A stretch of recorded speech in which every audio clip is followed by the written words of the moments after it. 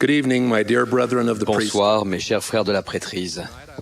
Ce soir, je vais parler du service missionnaire. Je m'adresse à la grande armée de jeunes gens qui détiennent la prêtrise d'Aaron, rassemblés dans le monde entier, et à leurs pères, à leurs grands-pères et aux dirigeants de la prêtrise qui veillent sur eux. L'œuvre missionnaire est un sujet qui me tient à cœur, comme pour chaque membre des 8 collèges de 70 que le Seigneur a désignés pour aller devant lui dans toutes les villes et dans tous les lieux où lui-même devait aller. L'œuvre missionnaire est la force vitale de l'Église et une bénédiction qui sauve la vie de tous les gens qui acceptent son message. Lors de son ministère parmi les hommes, le Maître a appelé des pêcheurs de Galilée à laisser leur filet et à le suivre en leur disant « Je vous ferai pêcheurs d'hommes ». Le Seigneur a appelé des hommes humbles, afin que par eux, d'autres entendent les vérités de l'Évangile et viennent à lui. En juin 1837, Joseph Smith, le prophète, a appelé Ebercy Kimball, un apôtre, à partir en mission en Angleterre.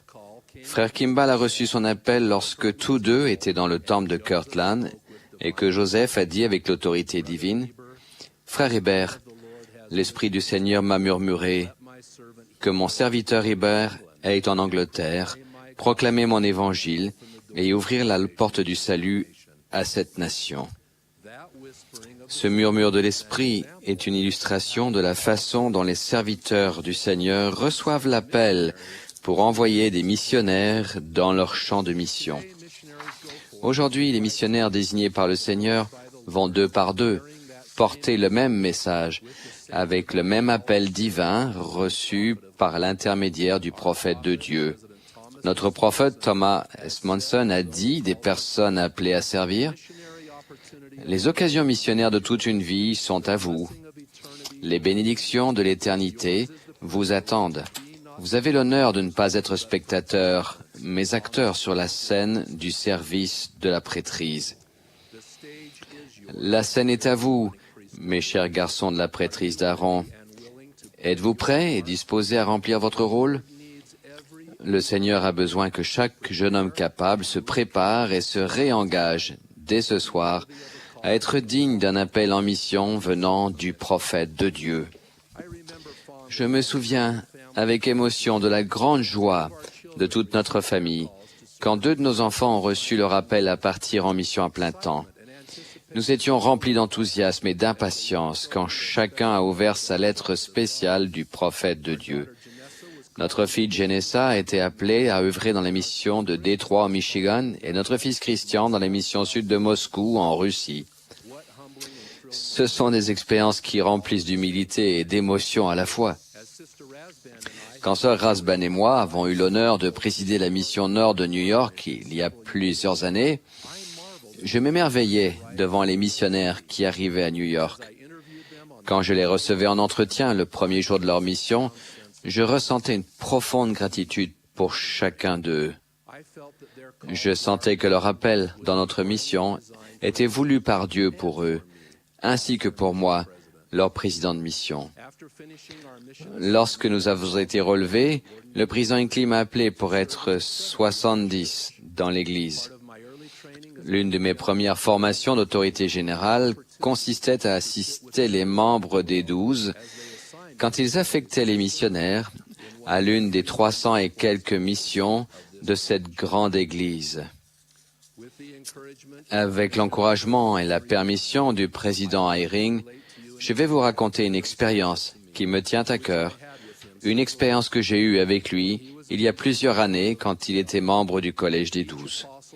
Chaque apôtre détient les clés du royaume et les exerce sous la direction et à la demande du président de l'Église. Frère Eyring était en train d'affecter des missionnaires à leur champ de mission et j'avais été invité à l'observer dans le cadre de ma formation. J'ai rejoint Frère Eyring tôt un matin dans une pièce où l'on avait installé plusieurs grands écrans d'ordinateur pour la session. Il y avait également un membre du personnel du département missionnaire à qui l'on avait demandé de venir ce jour-là. Nous nous sommes d'abord agenouillés pour prier.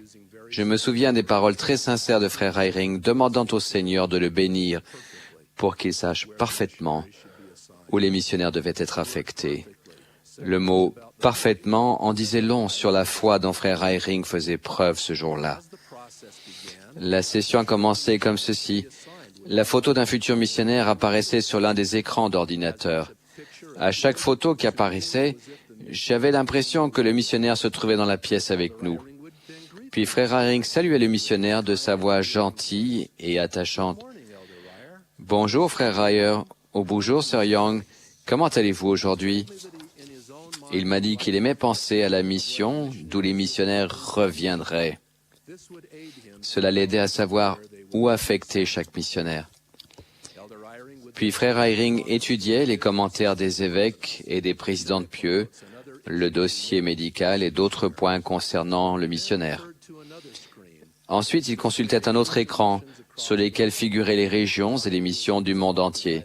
Finalement, en suivant l'inspiration de l'Esprit, il affectait les missionnaires à un champ de mission.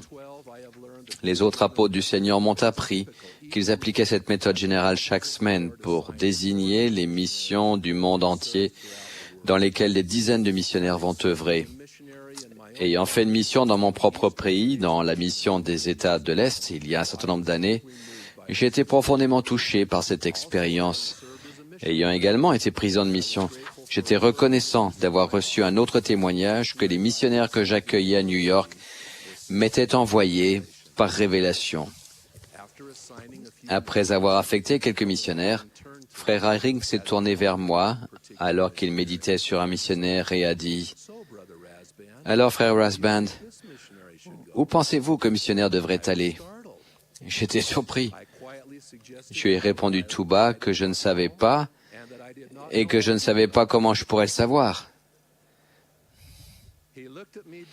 Il m'a regardé droit dans les yeux et m'a simplement dit « Frère Rasband, soyez plus attentif et vous saurez, vous aussi. » Alors, j'ai rapproché ma chaise de frère Eyring et de l'écran et j'ai fait beaucoup plus attention. Par 2 ou 3 fois au cours de la session, frère Eyring s'est tourné vers moi et m'a demandé « Eh bien, frère Rasband, où pensez-vous que ce missionnaire devrait aller ?» Je donnais le nom d'une mission et frère Eyring me regardait pensivement et répondait « Non, ce n'est pas celle-là. »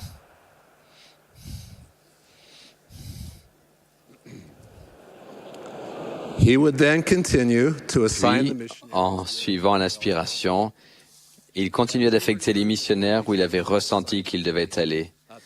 Alors que nous approchions de la fin de la session, la photo d'un missionnaire est apparue à l'écran. J'ai eu le sentiment très fort, le plus fort de la matinée, que ce missionnaire devait être envoyé au Japon. Je ne savais pas si frère Eyring allait m'interroger pour celui-ci. Mais chose étonnante, c'est ce qu'il a fait. Je lui ai répondu timidement et humblement, « Au Japon ?» Frère Eyring a répondu immédiatement, « Oui, regardons. Les missions du Japon sont apparues sur l'écran. J'ai su instantanément que le missionnaire devait aller dans la mission de Sapporo. » Frère Eyring ne m'a pas demandé le nom exact de la mission, mais il a affecté ce missionnaire à la mission de Sapporo. Au fond de moi, j'étais très touché, sincèrement reconnaissant que le Seigneur m'ait permis de recevoir l'inspiration pour savoir où ce missionnaire devait aller. À la fin de la réunion, frère Eyring m'a rendu témoignage de l'amour du Sauveur pour chaque missionnaire chargé d'aller dans le monde prêcher l'Évangile rétabli. Il a ajouté que c'est grâce au grand amour du Sauveur que ses serviteurs savent où ces jeunes hommes et ces jeunes femmes, ainsi que ces missionnaires d'âge mûr et ces couples missionnaires merveilleux doivent œuvrer.